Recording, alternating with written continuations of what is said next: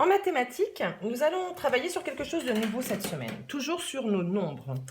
Alors, j'ai repris la frise numérique. On sait faire déjà beaucoup de choses sur les nombres, jusqu'à 69. Qu'est-ce qu'on sait faire? On sait les lire. Par exemple, celui-là, c'est 34. Je suis dans la série des 30. Je vois un 4 derrière. Je sais que c'est le nombre 34.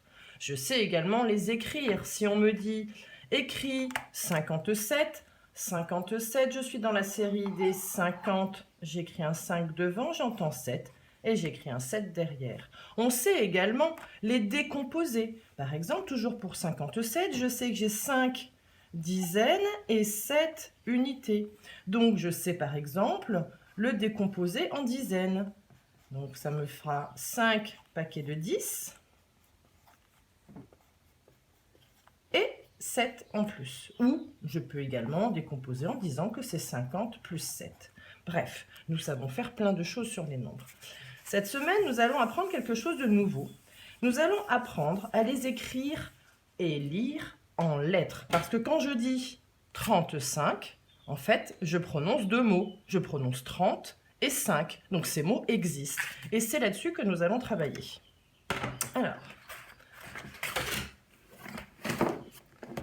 je vous ai donné à la maison une fiche avec tous les mots qui permettent d'écrire les nombres en lettres. Alors, ils sont là. Tous ces mots permettent d'écrire tous les nombres que l'on connaît jusqu'à 69. Alors, certains les connaissaient déjà, on les avait déjà vus dans le fichier de PicBee. 1, 2, 3, 4, 5, 6, 7, 8, 9, 10. Ceux-là, on les connaissait déjà. Je vous présente donc les suivants. 11, 12, 13, 14, 15, 16. Et enfin, 20, 30, 40, 50 et 60, c'est-à-dire le nom des séries. Alors, je ne vais pas vous demander de les lire et de les reconnaître tout de suite. Pour faire les exercices, vous pouvez vous servir du modèle. Servez-vous du modèle. Je ne vous demande pas de les lire. Par contre, repérez déjà quelques petites choses qui peuvent vous aider à les reconnaître. Ça tombe bien, cette semaine, on travaille sur le son Z et la lettre Z. Regardez, là, il y a des Z partout. 11, 12, 13, 14, 15, 16. Et puis là, il y a des sons en qu'on a vus avant les vacances. 30, 40, 50 et 60. Alors, comment faire? Si, par exemple, je veux écrire ce nombre-là, 64. Première erreur à ne pas commettre, je sais que vous allez être tenté de le faire, c'est de faire cela. Voilà.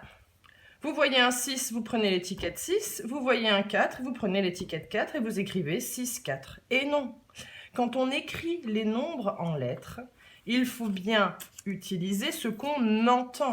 Je n'entends pas 6, 4, j'entends 64. Donc, je vais prendre l'étiquette 60 et l'étiquette 4.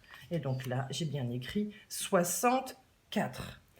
Petite remarque, lorsqu'on écrit les nombres en lettres, vous allez voir qu'on met un petit tiret entre les deux mots qui le composent. Et puis, il y a des fois, si par exemple je veux écrire ce nombre-là, 30 et 1, écoutez bien ce que l'on dit, on dit 30 et 1. Donc, je vais prendre l'étiquette 30, l'étiquette 1, mais vous voyez bien qu'il manque un mot, 30 et 1. Il me manque le petit mot « et ». Voilà, 30 et 1. Et voilà donc comment j'écris les nombres en lettres. Et inversement, je peux donc les lire également. Voilà, donc vous avez des fiches de travail pour vous entraîner.